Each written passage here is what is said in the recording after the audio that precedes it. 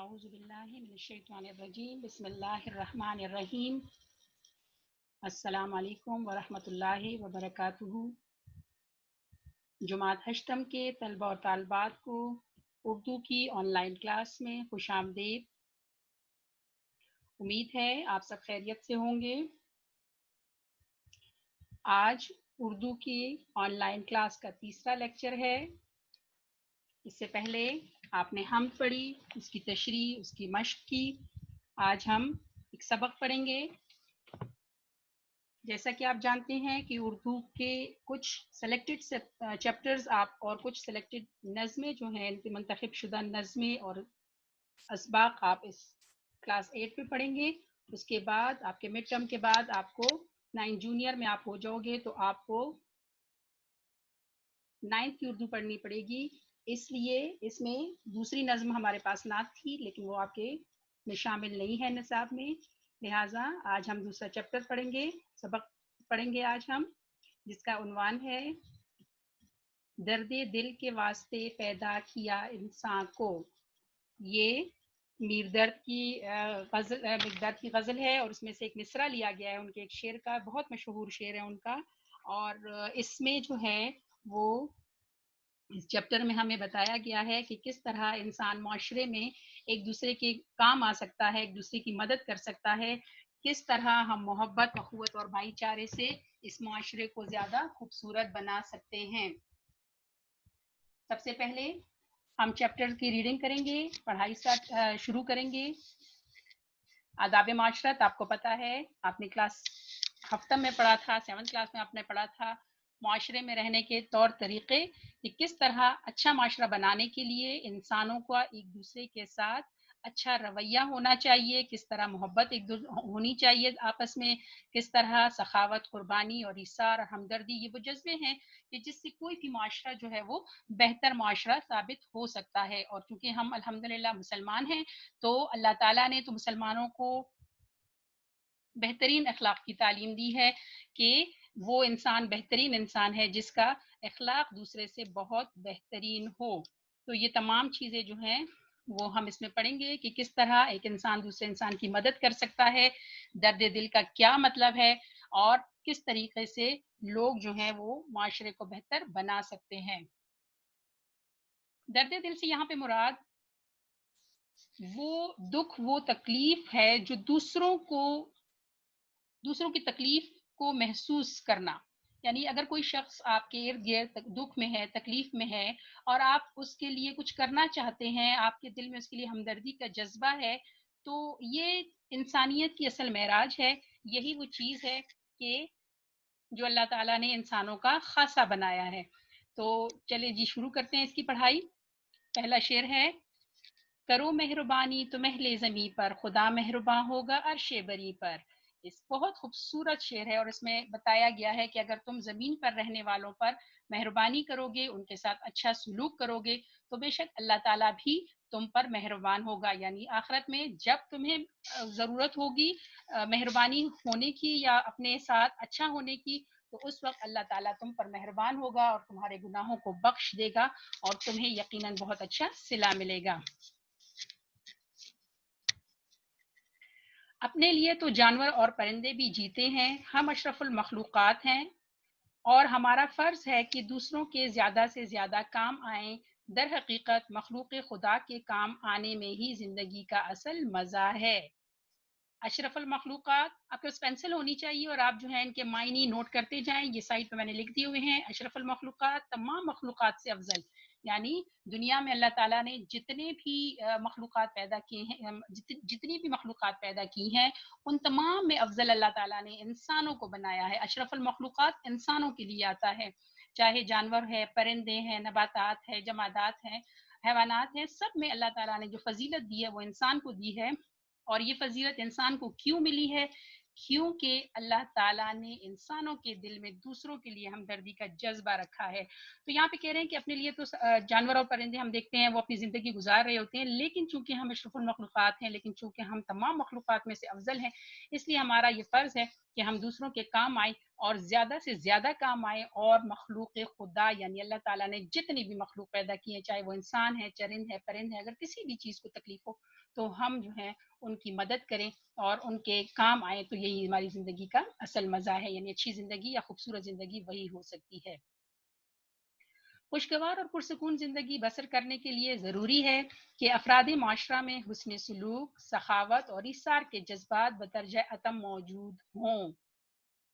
حسن سلوک، اچھا رویہ، اچھا برتاؤ، سخاوت، فیاضی، دوسروں کے ساتھ کھلے دل سے ان پر خرچ کرنا، یہ سخاوت ہوتا ہے، فیاضی۔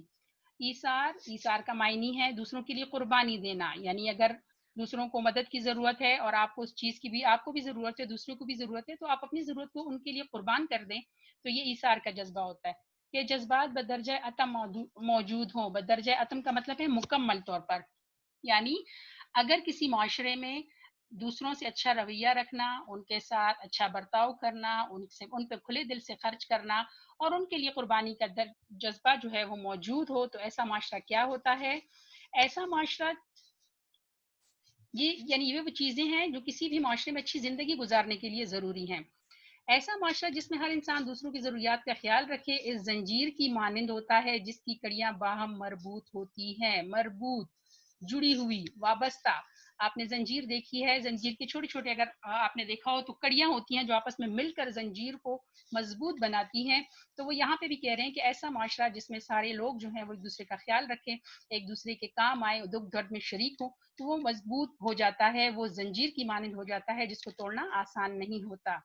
بصورت دیگر معاشرے کا شیرازہ بکھر جاتا ہے، اور بصورت دیگر معاشرے کا شیرازہ بکھر جاتا ہے، یعنی اگر انسانوں میں ایک دوسرے کے لیے جذبات نہ ہوں، ایک دوسرے کو کہ تکلیف کو سمجھنے کا جو دکھ یا ایک احساس ہے وہ نہ ہو، تو پھر ایسا معاشرہ جو ہے وہ اس کا اتحاد بکھر جاتا ہے۔ شیرازہ کا مطلب ہے اتحاد، یعنی وہ معاشرہ جو ہے وہ ٹوٹ پھوٹ کا شکار ہو جاتا ہے، ہر طرف نفسا نفسی کا دور ہوتا ہے، اور پھر جو ہے وہ معاشرہ ترقی نہیں کر سکتا۔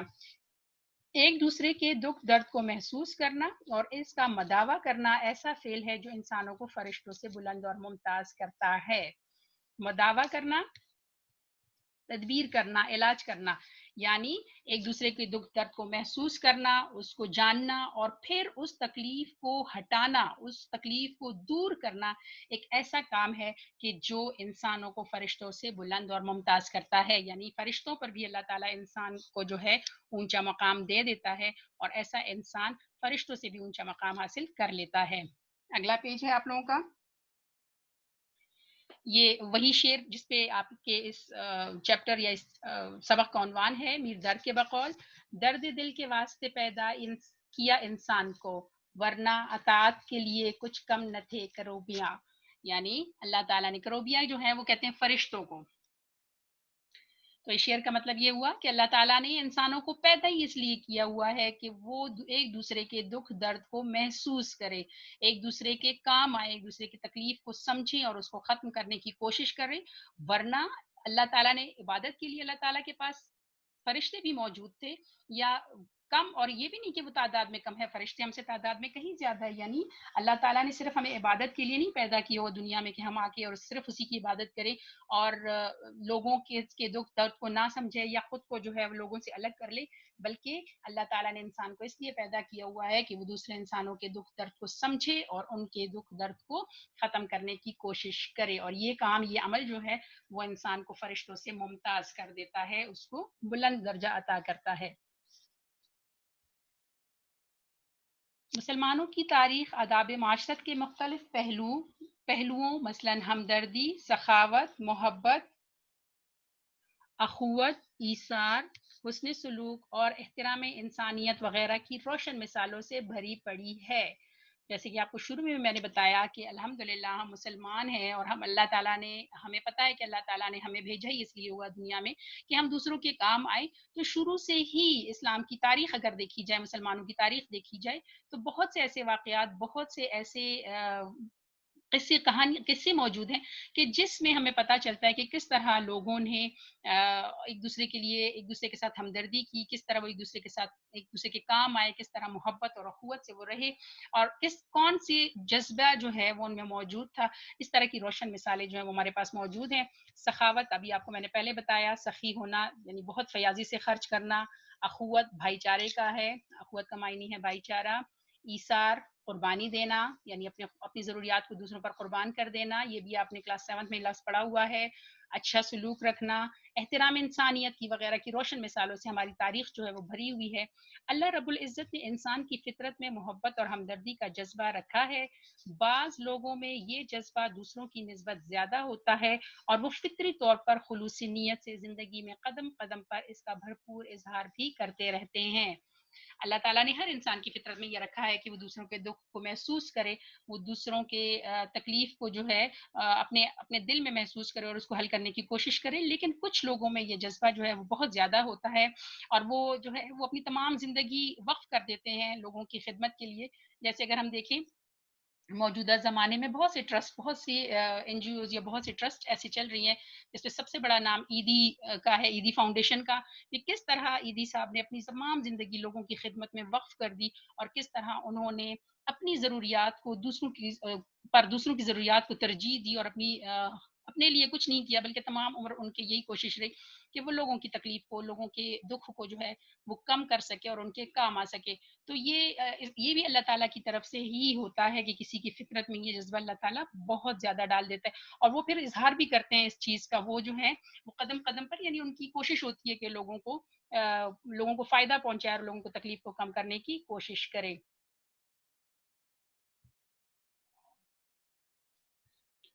مدینہ منورہ میں خشک سالی کا دورہ تھا۔ اب یہاں پہ تاریخ سے کچھ مثالیں آپ کو بتائی گئی ہیں اس اگلے اس میں سارے میں، کہ کس طریقے سے مسلمانوں کی تاریخ، جیسے ہم نے بات کی کہ وہ اس طرح کی قربانی کے جذبات سے جو ہے یا قربانی کے واقعات سے جو ہے وہ بھری ہوئی ہے، تو اس میں سے کچھ آپ کو بتایا گیا کہ کس طرح کون کون سے واقعے جو ہیں وہ پیش آئے۔ سب سے پہلا ہے کہ مدینہ منورہ میں خشک سالی کا دورہ ہے، لوگ شدید قحط میں مبتلا ہیں۔ اسی دوران ملک شام سے غلے سے لدے ہوئے 1000 اونٹ قطار در قطار مدینے کے حدود میں داخل ہوتے ہیں۔ ایک سال بہت پہلے جب نبی کریم صلی اللہ علیہ وآلہ وسلم کے دور میں ہی مدینہ منورہ میں جو ہے وہ خشک سالی کا موسم تھا۔ خشک سالی کا دورہ یہ وہ سال ہوتا ہے جس سال بارشیں، جب کافی 2-3 سال بارشیں نہیں ہوتی اور زمینیں جو ہیں وہ بنجر ہو جاتی ہیں، تو اس پہ غلہ نہیں اگایا جا سکتا، اس پہ اناج نہیں اگایا جا سکتا، تو وہاں پہ قحط پڑ جاتا ہے۔ قحط کے معنی ہوتے ہیں کھانے کی کمی ہو جاتی ہے، کیونکہ لوگ جو ہیں ظاہری بات ہے کما کر اور سب اناج اگا کر اپنی ضروریات پوری کرتے ہیں، تو جب جب بارشیں نہیں ہوتی اور زمین بنجر ہو جاتی ہے تو اناج جو ہے وہ پیدا نہیں ہوتا اور لوگ قحط کا شکار ہو جاتے ہیں۔ تو اسی طرح مدینہ میں ایک سال ہوا، لیکن اسی قحط کے دوران کیا ہوا تھا کہ ملک شام سے غلے سے لدے ہوئے، یعنی اناج سے لدے ہوئے 1000 اونٹ قطار در قطار، یعنی ایک لائن میں، جب اس وقت جب مکمل طور پر قحط تھا، لوگوں کے پاس کھانے کو کچھ نہیں تھا، 1000 اونٹ پر کھانے پینے کے سامان جو ہے وہ اس پہ لدا ہوا ہوتا ہے 1000 اونٹوں پر، اور وہ مدینہ میں داخل ہوتے ہیں۔ مدینہ منورہ کے تاجروں کے چہرے پر خوشی سے تمتما اٹھتے ہیں، یعنی وہ چمک اٹھتے ہیں کہ وہ اتنا سارا غلہ دیکھ کر وہ خوش ہو جاتے ہیں اور ان کے دلوں میں خوشی کی لہر دوڑ جاتی ہے، یعنی وہ بہت زیادہ خوش ہو جاتے ہیں یہ اتنا زیادہ اناج دیکھ کر۔ ان سب کی کیوں خوش ہوتے ہیں کہ ان سب کی یہ خواہش ہے کہ یہ غلہ خرید لیا جائے اور پھر منہ مانگے داموں فروخت کر کے زیادہ سے زیادہ نفع کمایا جائے۔ جب وہ اتنے سارے اس میں جو ہے اناج دیکھتے ہیں تو ان کے دل میں ہوتا ہے کہ ہم یہ اناج خرید لیں، اور چونکہ قحط ہے اور لوگوں کے پاس نہیں ہے کھانے کو، تو ہم مہنگے داموں، یعنی اچھی بہت زیادہ قیمت پہ اگر ہم بیچیں گے تو ہمیں فائدہ ہوگا، اس لیے وہ خوش ہوتے ہیں کہ اب ہم یہ غلہ خرید لیں گے اور بہت زیادہ نفع کمائیں گے۔ یہ غلے کے اونٹ حضرت عثمان ذو النورین رضی اللہ تعالیٰ عنہ کے ہیں۔ ذو النورین، دو نوروں والا، یہ حضرت عثمان کا لقب ہے۔ ان کو ذو النورین اس لیے کہتے ہیں کیونکہ نبی پاک صلی اللہ علیہ وآلہ وسلم کی 2 بیٹیاں ان کے نکاح میں تھی۔ ایک جب پہلی بیٹی کا نبی پاک صلی اللہ علیہ وآلہ وسلم کی انہوں نے نکاح میں دی تھی حضرت عثمان کی، اور کچھ عرصے کے بعد ان کا انتقال ہو گیا، تو نبی پاک صلی اللہ علیہ وآلہ وسلم نے اپنی دوسری بیٹی جو ہے وہ بھی حضرت عثمان رضی اللہ تعالیٰ عنہ کے نکاح میں دے دی تھی، یعنی 2 نوروں والا، یعنی اللہ تعالیٰ کے نبی کے 2 نور، 2 بیٹیاں جو ہے وہ آپ کے نکاح میں رہیں، اس لیے آپ کو 2 نوروں والا کہا جاتا ہے۔ اچھا جی، یہ اونٹ جو ہے وہ حضرت عثمان کے تھے۔ جن کا شمار مدینے کے بڑے تاجروں میں ہوتا ہے، اور حضرت عثمان رضی اللہ تعالیٰ عنہ جو ہیں وہ زمانے کے بہت بڑے تاجر تھے.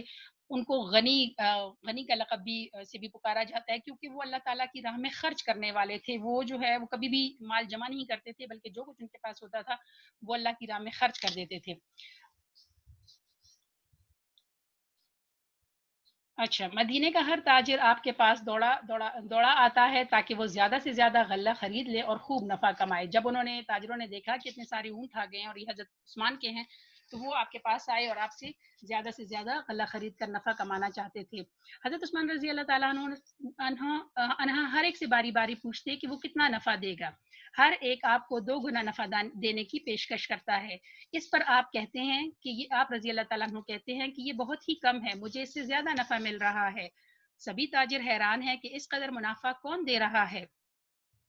وہ حیران ہو کر آپ رضی اللہ تعالیٰ عنہ سے پوچھتے ہیں کہ ہم سے پہلے نہ تو کوئی ادھر آیا اور نہ ہی ہم نے کسی کو آتے دیکھا، آخر وہ کون ہے جو آپ کو اس سے زیادہ نفع دے رہا ہے. حضرت عثمان غنی رضی اللہ تعالیٰ عنہ کہتے ہیں کہ وہ میرا اللہ ہے، جس نے مجھ سے وعدہ کر رکھا ہے کہ وہ ایک کے بدلے میں 10 دے گا.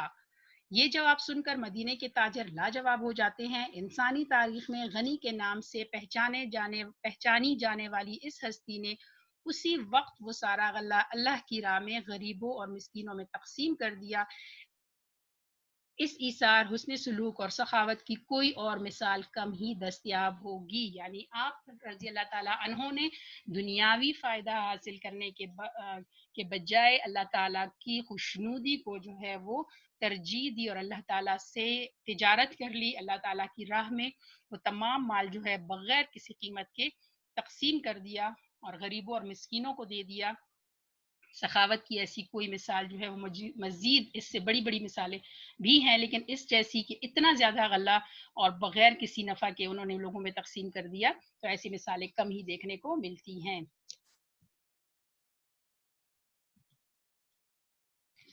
اچھا، اگلا ہے اسلامی تاریخ گواہ ہے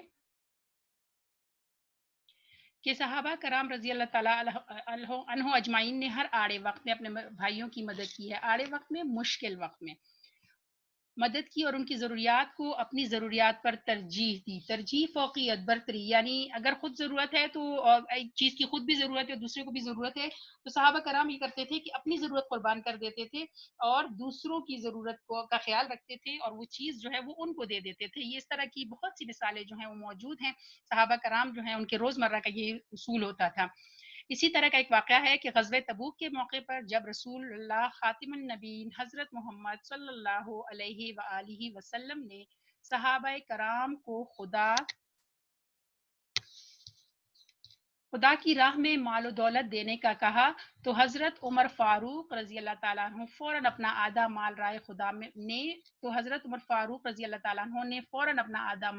راہ خدا میں پیش کر دیا، جبکہ حضرت ابوبکر صدیق رضی اللہ تعالیٰ عنہ نے سخاوت کی بے مثل تاریخ رقم کر دی. انہوں نے اپنے گھر کا سارا سامان رحمت دو عالم حضرت محمد صلی اللہ علیہ وآلہ وسلم کے قدموں میں ڈھیر کر دیا، یعنی لا کر رکھ دیا.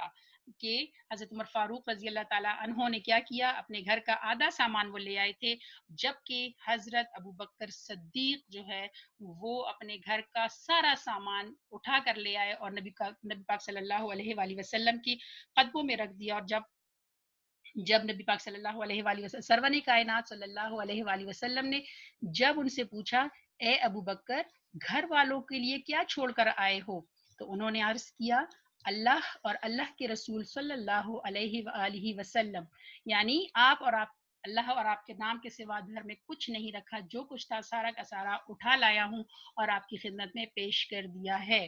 صدیق اکبر رضی اللہ تعالیٰ عنہ کے اس عمل کی ترجمانی علامہ محمد اقبال یوں کرتے ہیں. علامہ اقبال نے اس پر ایک شعر کہا ہے ان کی اس ایثار پر، اس قربانی پر: پروانے کو چراغ ہے بلبل کو پھول بس، صدیق کے لیے خدا کا رسول بس. یعنی ایک پروانہ جو ہے وہ چراغ کے گرد ہی گھومتا رہتا ہے، روشنی اس کی ساری زندگی ہوتی ہے. اسی طرح بلبل جو ہے وہ پھول کے ساتھ اپنی زندگی گزار دیتا ہے، لیکن نبی پاک صلی اللہ علیہ وآلہ وسلم کے دوست حضرت ابوبکر صدیق نے اپنی ساری زندگی نبی پاک صلی اللہ علیہ وآلہ وسلم کے لیے وقف کر دی تھی. ان کے لیے صرف اور صرف اللہ کا رسول ہی بہت تھا، یعنی ان کو آپ سے اتنی محبت تھی کہ آپ کی خاطر وہ کچھ بھی کر گزرنے کو تیار تھے.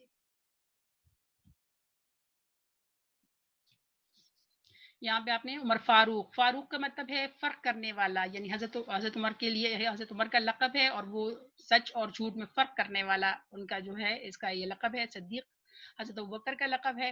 حضرت صدیق کا معنی ہے سچا دوست. آپ نبی پاک صلی اللہ علیہ وآلہ وسلم کے سچے ساتھی اور دوست تھے.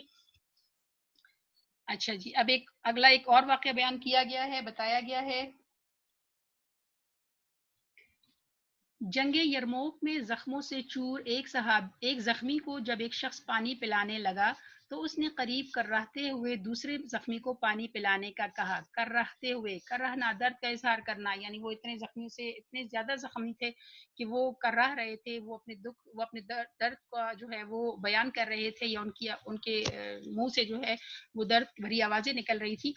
اس دوران جب ایک شخص جو ہے وہ ان کو پانی پلانے کے لیے آیا تو اس شخص نے جو ہے وہ جو زخمی تھا اس نے اپنے قریب دوسرے دوست جو اس کا تھا اس کو اشارہ کیا کہ پہلے اس کو پانی پلاؤ، شاید اس کو زیادہ ضرورت ہے. جب پانی پلانے والا دوسرے زخمی کے پاس گیا تو اس نے تیسرے زخمی کو پانی پلانے کا اشارہ کیا. دوسرے کے پاس آیا تو اس نے کہا نہیں، مجھے شاید اتنی ضرورت نہیں ہے، جو میرے ساتھ تیسرا زخمی پڑا ہوا ہے اس کو شاید زیادہ ضرورت ہے، تم پہلے پانی اس کو پلا دو. تیسرے زخمی تک جب پانی پہنچا تو وہ اس اسنا میں شہید ہو چکے تھے.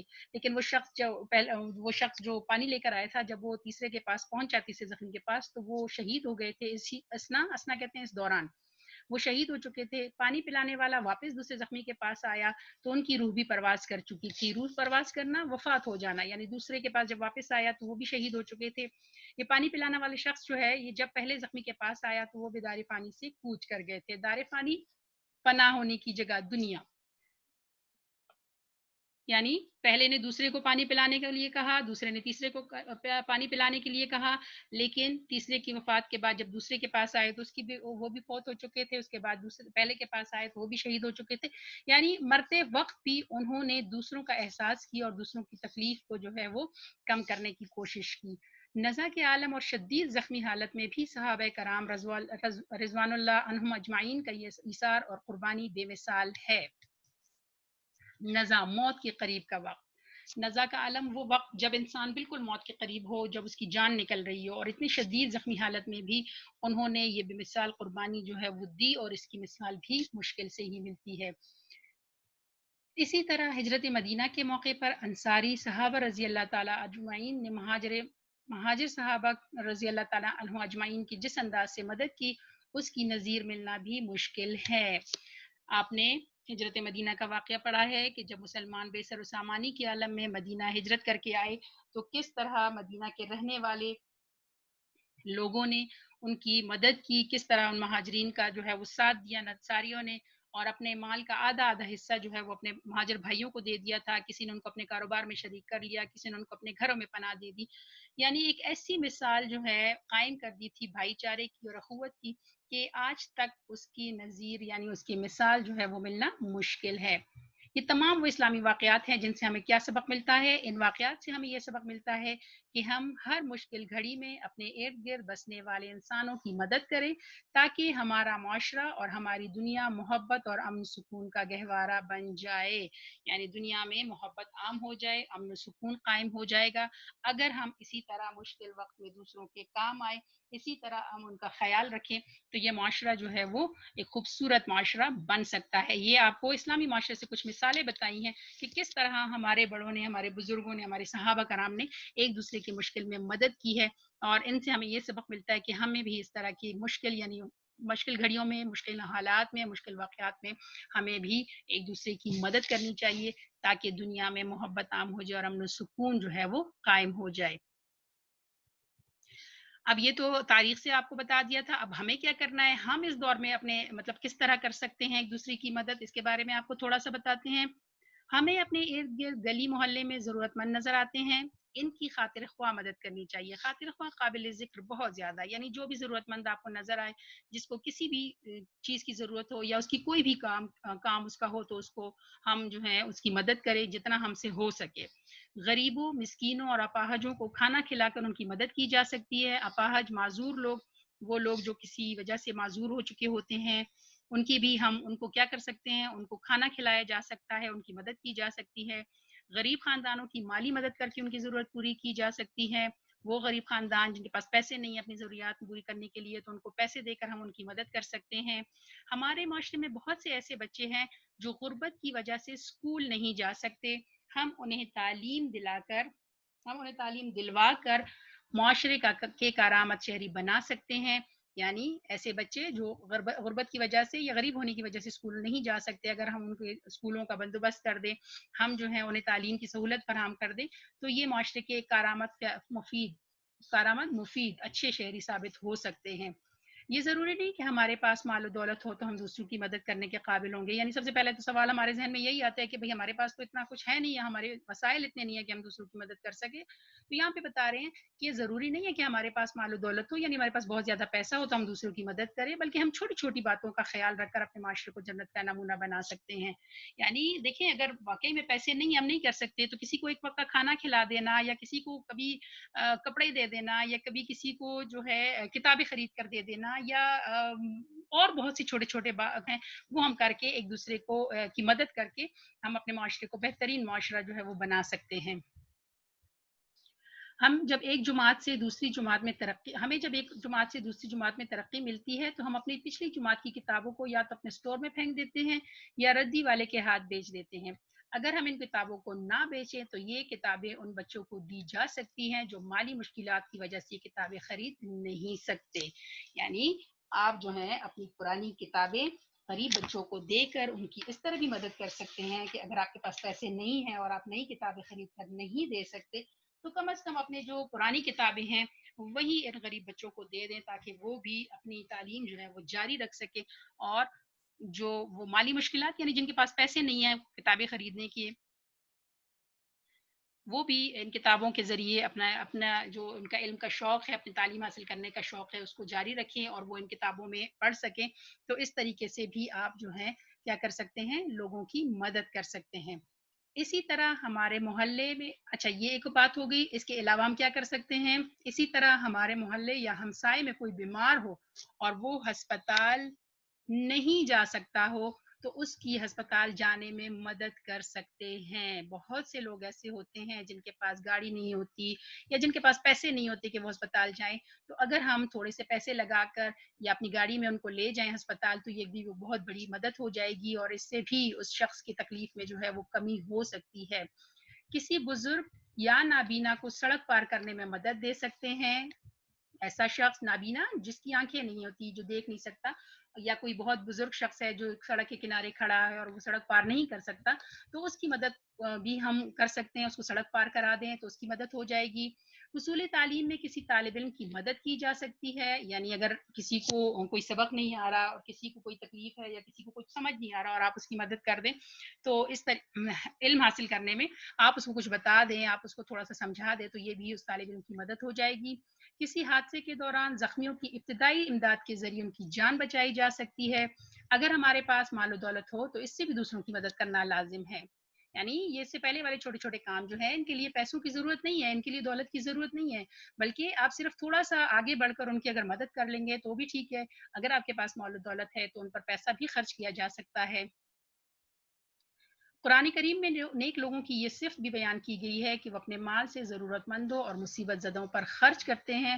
حضور صلی اللہ علیہ وآلہ وسلم کا ارشاد ہے، جو شخص اپنے بھائی کی حاجت پوری کرے گا خدا اس کی ضرورت پوری کرے گا. یعنی اگر کوئی شخص اپنے دوست کی، اپنے بھائی کی، اپنے ہمسائے کی کوئی ضرورت پوری کرے تو اللہ تعالیٰ بھی اس کی ضرور مدد کرے گا. چلے جی، آج کے لیے اتنا ہی. کل انشاءاللہ لاسٹ پیرا ہم اس کو پڑھیں گے اور اس کے ساتھ ہی پھر ہم اس کی مشق بھی کر لیں گے. آج کے لیے اتنا ہی. ابھی تھوڑا سا اس کو ایکسپلین کرنا جو ہے وہ رہتا ہے، ٹائم ختم ہو رہا ہے. اس کے بعد انشاءاللہ ہم جو ہے اس کو جاری رکھیں گے. خوش رہیں، دعاؤں میں یاد رکھیں، گھروں میں رہیں، سیف رہیں، اور ہمارے لیے دعائیں، خصوصی دعائیں اپنی استادوں کے لیے، اپنے اساتذہ کرام کے لیے دعاؤں میں یاد رکھیے گا. اللہ حافظ.